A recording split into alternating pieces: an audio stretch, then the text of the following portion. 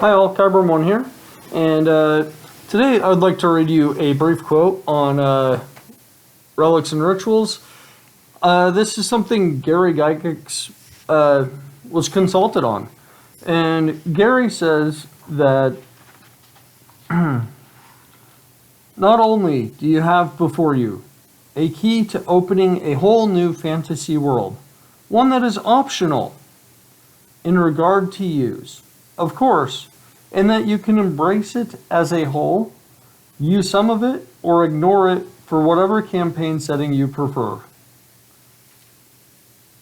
So, Gary is really empowering game masters since the inception of Dungeons and Dragons.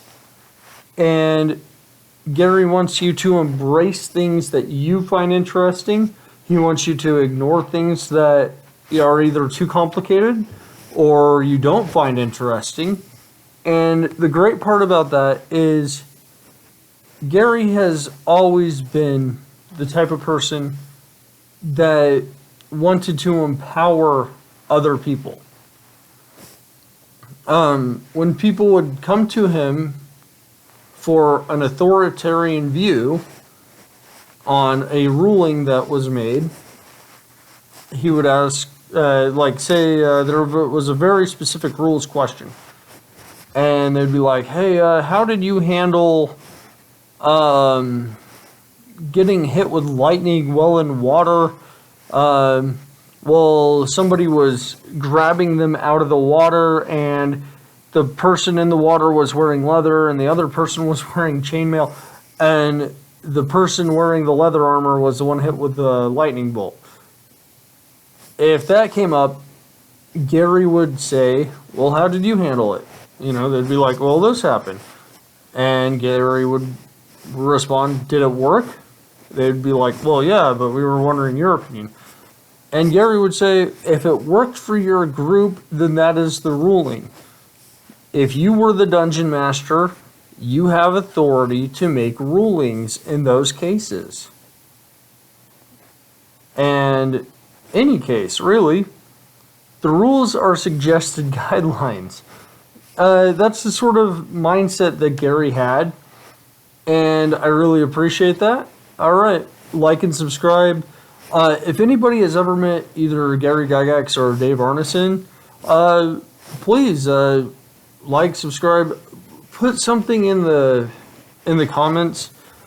We wouldn't have this vast plethora of role-playing content that we do today without these two.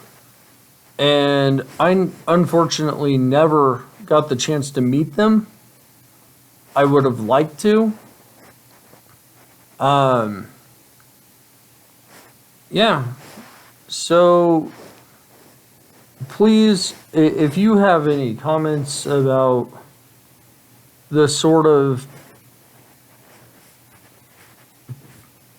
firsthand, please. I mean, you can't always verify or vouch or whatever, but I think these two were very interesting in their worldviews and perspectives, why they didn't necessarily always get along or whatever, but together they created something, and even though they didn't see eye to eye, they are examples of creative people that bettered the world, in my opinion.